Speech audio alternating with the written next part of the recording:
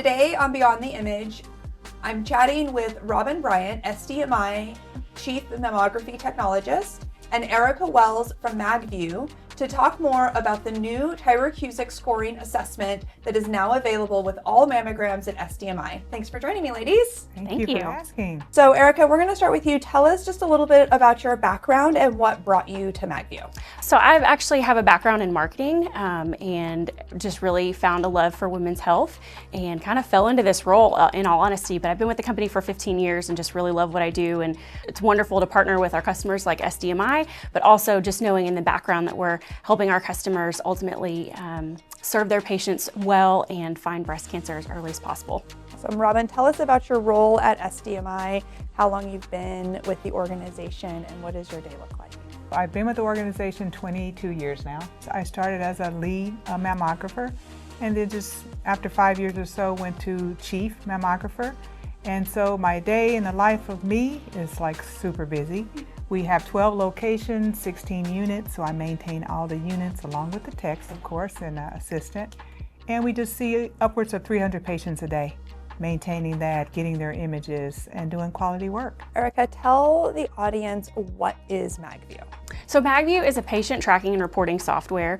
We help our customers, breast imaging centers and imaging centers alike, be compliant with MQSA, which is federally mandated through the FDA. We also do patient tracking so that our software tells the imaging center, helps to remind the patients when they're due to return, whether it's for an annual screening mammogram or to come back for additional imaging, helps track the patient. And then we also have other abilities for the patient, for the radiologist to create their reports. Sometimes they do that in our system, sometimes they do it in other systems.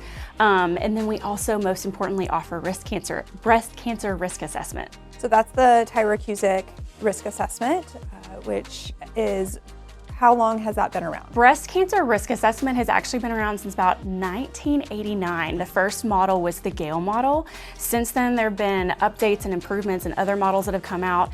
I would say by far the most comprehensive and current and popular risk model is the Tyrer-Cuzick, which is in place here at SDMI. For the patient, they're used to seeing their letter that they get after their mammogram that says you have a BI-RADS score. Does that BI-RADS score still come with the report now, or is this replacing that scoring? No, it still is going to be in the report. This is just in addition to what's happening with the images and the BI-RADS recommendation. And so this is informing the patient that they may be at an increased risk for breast cancer, and will also, the radiologist can make recommendations according to that, such as a recommendation for a high-risk screening MRI. There's other options, of course, for genetic testing, but most likely in imaging, it's a recommendation for a high-risk screening MRI. What is this risk assessment telling the patient?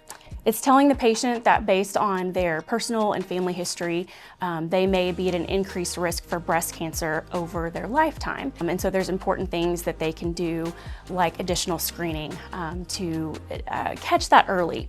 What are the kinds of things that we are collecting from a patient to create this risk assessment score? So we're collecting patient history, personal history of breast cancer. You're also asking the patient of about their relatives, and if their relatives have any history of breast cancer or ovarian cancer. You're asking them if they've been tested for the BRCA gene. You're asking them about Ashkenazi Jewish descent. You're asking them about, most importantly, their breast density, because that does play into the Tyrer-Cuzick risk model, the current version 8. There's other things that you're asking about. You're asking about their affected relatives, but that model also takes into account their unaffected relatives, so it's highly comprehensive. Robyn, what is the difference that the patient is going to see now that SDMI is adding on this assessment score to all of the mammograms? What is the patient experience going to be like? For the patient, it's not going to be much different from how it is now. The questions are a little bit more detailed. With the Tyrer-Cuzick, like she said, there's more comprehensive questions. So the patients will have a little bit longer detailed questionnaire, but other than that, they won't see anything until they get their layman's report that she was mentioning. Because the layman's report, if they're 20% or higher, then it will give them a little paragraph letting them know, encouraging them to get a screening MRI and to speak with their doctor. The genetic piece is already in our reports as well. So the assessment score is a percentage score. So the lower the percentage, the less risk that you Yes. have. Correct. So what about patients that don't know their family history? They don't have the answers to all of those questions. What are they going to see in their report?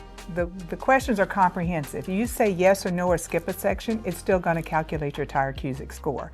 It just won't be as high as a 20%. Like I've started to look now, so if someone just has a mundane family history, they don't know their family history, it's their first time getting a mammogram. It also, the questions linger on your first time getting a period, how early you got your period. Those things are also key. Your height and weight to figure out that score as well. So that, it might just be 5%, 6%, and they'll see that on the report and it won't be a blurb of telling them to get further testing. It's not going to be that big of a difference for the patient. What kind of education is Magview doing for the providers to make sure that people are aware of this new assessment? In addition to what we do in the imaging center, we also offer Tyrer-Cuzick risk assessment on our website on magview.com. That's more patient-facing, but that can also be a place that providers can go to learn more about our products for use in their office. So we also do offer risk assessment specific to providers in the OBGYN space, family care, things like that. And then there's a wealth of information on our website. There's a lot of other informational pieces out in the World Wide Web, everything from the American Cancer Society to the American College of Radiology, and Magview follows those guidelines and recommendations of those authoritative bodies. So this scoring is really becoming kind of the gold standard for mammography testing. Absolutely. Yes, it gives the patient a peace of mind to know, yes, I have my mammogram, but what does it mean? Yes, you need a mammogram annually, but what does it mean? Do I need to do more testing? So this is really key, because if you do, because of the questions that you answered, if it falls into that higher 20% or more, you would like to know, hey, yes, I should probably get an MRI to give you that little peace of mind. That's right. A little bit. And Tyrer-Cuzick also helps breast centers and imaging centers like SDMI move away from the age type screening that you should only be screened at a certain age to more of a personalized screening basis, which is personalized to the patient based on, of course, their family history and the other things that we've talked about. Robyn, can you give the audience a rundown of what to expect when they come in for a mammogram, with the assumption that maybe some people that are watching have not hit mammo age yet or have been putting off getting that first mammogram? Let's encourage them to get in and get that done. There's a lot of things on the internet. Don't read the internet too much. The internet will scare you to death, make you feel like, oh, you're going to smash it like a pancake. We don't do. We're not going to slam it like a garage door. None of that. It's really either, especially the kind of imaging equipment that we have. It's Pristina. It's the Pristina 3D imaging. Everybody will get a 3D mammography, screening or diagnostic. The screening is done when you're asymptomatic, you have no problems. Diagnostic, let's say you have a lump, you're kind of worried about one, don't worry, we're going to get the same imaging. It is very sensitive to compression. In fact, the system that we have, as soon as it touches the breast, it eases down and slows down the compression. The tech also has the option to slow it down by hand. So it's not going to be the horrible story you've heard. It's really not so bad. So first of all, you start out, you can either, if you're a screening mammogram with SDMI, once we get your referral, you'll get a letter, you'll get a prompt with your email to tell you, hey, we have your email, we have your referral, so go ahead and fill out the questionnaire. So you can fill it out actually before coming to SDMI, which is great for us. We can kind of get a preview of what's happening with you. And then if you didn't get that prompt, it's fine. You're still gonna fill it out when you get here. We get it in the back. We start filling out the Magview portion, and then automatically it starts figuring out your Tyrer-Cuzick score. And then you get your mammogram, easy breezy, you're in and out in 20 minutes, most likely. Yeah. So what does a patient do when they get that letter and it does give them an over 20% score? Yes. What's their next step? They're usually getting recommended for a high-risk screening MRI. And then in terms of what you guys tier, you have workflows to pick up and track that patient. Yes, so for us, we only see patients by referral. So once you get that referral, once you get your report, most patients always have a follow-up appointment with their doctors. You get to your doctor will also be informed, hey, you're higher risk, from their report. Our report will also tell them, we're telling the doctor your patient is higher risk, the Tyrer-Cuzick score is listed on the report. The Tyrer-Cuzick score is not actually on the layman's report, but it does give them that extra paragraph that you're higher risk and to contact your physician. So they together will decide what you need, when you need it, and then we go from there with a referral to get that scheduled. If patients want to see that actual percentage scoring for that Tyrer-Cuzick assessment, where can they go to see that information? That's super easy. Just go right to the SDMI website and go to the portal. Patient portal, you create your password, and it's just that easy. Everything should be in there for you. What advice do you have, Erica, for patients that are getting ready to get their first time mammogram? How do you choose where to go for a mammo? It's great when you can find a place like SDMI that is offering breast cancer risk assessment as a part of their annual screening mammogram. That's an extra level of patient care that should be the standard, but unfortunately it is not. So I would urge patients to find a place that is utilizing breast cancer risk assessment. And in preparation for that, I'd also urge them to know their family history. Ask those questions of their relatives, not just first degree, but second degree also. Find out if there's a history of breast cancer or ovarian cancer, because those are really important things to know.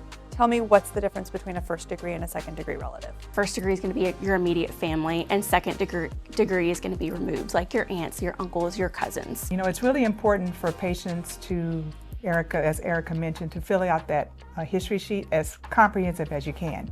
You know, just take your time. Go through it. It's not going to take but a few minutes more. Really take your time and go through it. We notice that some people will skip over things, which is okay.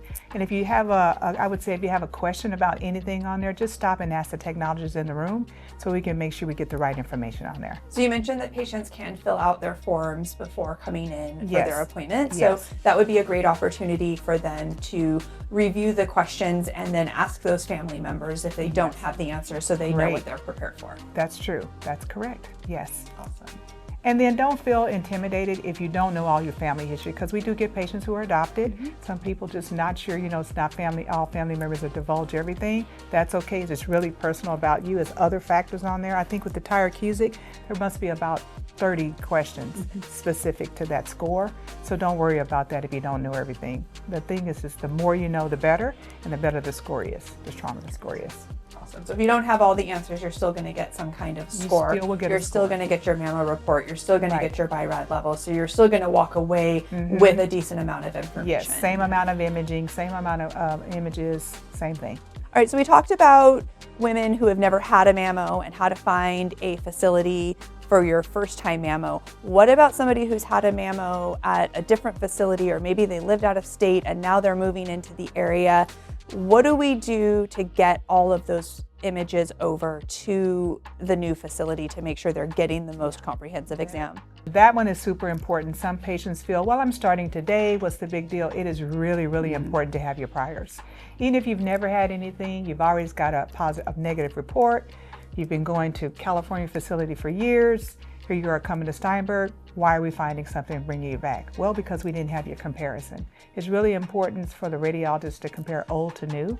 Something new could have grown from that time to now, or maybe it's not new for you. They've seen it forever, but it's the first time for our radiologists seeing it. So really, really important to get the priors. Try to write down where it is. Robyn, what would be your number one piece of advice for patients? When it comes to having a mammogram, don't be afraid. Everybody here, especially at SDMI, I know this for sure because I hired and trained a lot of the people here. We are very compassionate about what we do. It's our jobs, and we know that with people's expectation for their life and their health is really important to them, and it is important to us too. So the main thing is to do is don't worry about it. We know what we're doing. We have lots of experience, and just don't fear it. Just come anywhere. Encourage your friends to come. It's important. What about you, Erica? What would be your number one piece of advice for patients? I would say for the patients to follow the recommendations of the radiologists. They are the experts. So whether it's to come back next year for their, everything's fine, or they'd like to follow something more closely, come back now or in 6 months, whatever they are recommending, do that, because they're the experts and they really have the patient's best interest at heart. Let's talk about when a patient does get called back. That's a scary moment for a patient to come back in. What can they expect on that follow-up appointment, and what kind of advice can you give them to put them at ease a little bit? I would say, of course, it's scary to get the letter to call back. I think most people feel like, I've been coming all this time, why am I being called back? Well, that's not a bad thing, because what the radiologist has the privy to see, prior imaging. So if something is changing and you've been coming for 3 years and something is just changing, That's not a bad thing because it's early and it may not even be anything horrible. It doesn't have to be cancer when they call you back. It just means we want to look at something detailed, and you want that. It means a radiologist or someone trained looked at your images from the past 3 years, looked at you today and said, let me look at that small little change. So there's nothing to worry about. What that means, we're going to zero in, do some specialized imaging. We have 3D imaging anyway, so what that does is goes and looks at the breast in levels, different levels. And so we're able to fine tune it, see what it is. Maybe an ultrasound goes with it, some additional spot views, but many, many times that just rules it out. That's what it is, it's ruling it out. How have you both seen technology change the mammography industry over the years? It has changed. Leaps and bounds. Leaps and bounds. For me, as a mammographer, I've been doing it for I've been in mammography 35 years. And so I started where there was a dark room. I mean, literally, there was a dark room. Everything had to be just so. The temperature of the process had to be just so. I mean, films came out wet or dry, so that has so changed. Now, we used to use like a bright light just to see the imaging clearly. Now with digital, it's clean. You can see blood vessels, you can see stretch marks, you can see moles, you can see shadow of a tattoo. That's how detailed it is now. And so, and in the past also we couldn't share images. Patient had to drive across town to get images now. So yeah, it has changed quite a bit. Early detection is phenomenal now, especially with 3D. You can almost see like a cancer hiding. It's still not perfect, but you can see something hiding in regular normal breast tissue with 3D imaging. It's huge. Yeah, lots of changes. I mean, everything from the evolution of the actual technology itself for breast imaging all the way over to the workflow tools, things that we can collect from patients ahead of their visit, like through the portal.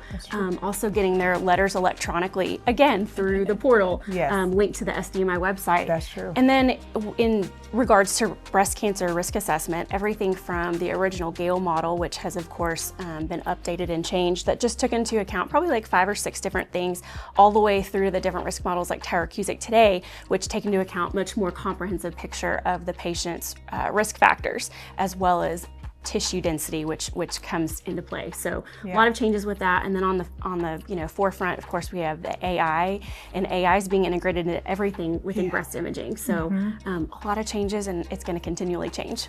What do you think the future is? Oh, I wish I had a crystal ball, but I would say AI is probably the future, and AI will never replace a doctor. It will never replace a technologist. It's just an extra aid. It's an extra tool, just like breast cancer risk assessment is an extra tool, not only for the radiologist, but for the patients. So a lot of changes, probably just everything that's going to further help SDMI further patient care. I think also to just getting your results sooner, a little bit faster, a little bit more accurate. You know, that's what's happening with the future. It's going to be more accurate, and it's faster. So we've talked about the importance of adding on this assessment. Are you seeing the adoption of adding this assessment to the reports kind of industry-wide as a standard of care for mammography patients? It is definitely the recommendation, but not all breast imaging centers, and they're just, not everyone's doing it. And so it is supposed to be the standard of care, and there are recommendations by those authoritative bodies to do so, but it is not happening everywhere yet. Robyn, tell me how SDMI is incorporating this and why SDMI has chosen to kind of be on the forefront of adopting this new model.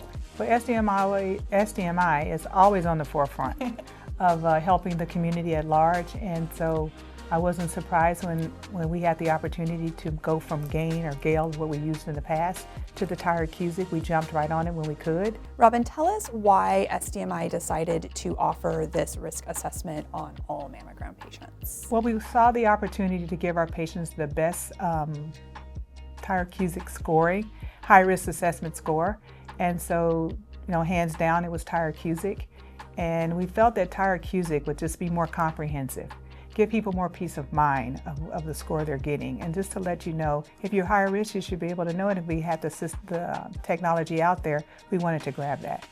Is this something that SDMI is only offering at certain locations to certain patients? Yeah. Who has the accessibility to get this score? All patients, all locations. It's just part of patient care, complete patient care. Tell me, Robyn, since you have been with SDMI for a little while, what do you think is the biggest impact SDMI has had on the community? I think we're known for quality work, quality technology, friendly people, beautiful facilities, and people love it. We have people who have been here, coming here forever and ever and ever. They follow us to each location, and every location is the same. So I think that's a plus to our community. They know what to expect when they come into an SDMI. You're going to get friendly people, clean facilities, and people, technologists that really know what they're doing. And then the imaging and all of that, our reports, I know for sure from working with the state in audits, that they love our reports. They're more comprehensive, they're clean, they're accurate, and patients know that. So let's touch on that for a minute. I'm not sure that patients all understand that the state does come into the facilities on a regular basis. Talk us through how often that happens and what does that look like? That's a part of the federal, the FDA and the MQSA, which is Mammography Quality Standards Act. And it's just an oversight to make sure that your techs are qualified, your doctors are qualified, that your facilities are ACR, American College of Radiology, certified. And so all of SDMI's facilities are all certified. Their units are all ACR standard. And so we have labeling and seal of approval everywhere, but it's rigorous. They come in, it's like an audit. And so they come in, they look at everything to make sure that our techs are truly qualified, and we have credentials to prove it. And so the doctors and all of that. So yeah, we actually look forward to it. We do very well, and so we're proud of that. And patients know that. We have it posted. They may not know, but you can feel it. I think you can feel it from the text. What kind of education do the techs go through to become a mammography technologist? They have certification and education in radiology technology. It starts there, and then they go to an advanced testing and training for mammography. And they sit for those tests and get certified, and they have to keep those up annually. They also have to have continuing education annually also, 24 credits a year for the ARRT. And they need, like for the state requires their 15. Erica, what advice would you have for somebody who is looking at healthcare as a career path, but maybe doesn't want to be on the front lines working with patients? There are so many opportunities available, everything from on the software side, like what I do, all the way into research and development. Everything is done in mind with the patient, of course, because we want to find breast cancer as early as possible, and we want to serve patients within the healthcare industry. Robyn, do you have advice for somebody who maybe is considering becoming a mammography technologist? Call me. And mammography is just rewarding. You're on the front lines of saving lives. How do you make sure that your staff is able to handle the emotional impact of seeing a patient year after year after year, and then all of a sudden there's a breast cancer diagnosis for that patient? Well, first of all, seeing a patient year after year is rewarding. They know you, and so if you get that patient back, and most of the time they ask for the same technologist, it's actually a comforting thing for the patient to know that my same technologist is the one that may be possibly having me to come back. And so that's what mammographers do. We're very comforting. We know how to work you through the whole thing, get you all done. And so I think that's kind of like the easy part. That's just part of our job, to be compassionate. When someone walks in the door, very fearful, or even to finally get that thing of like, I have to come back. And then sometime, ultimately, of course, we find cancers. But still, that same piece, we're just as compassionate as we can be through that process. Great, ladies, thank you so much for joining me today. Thank you.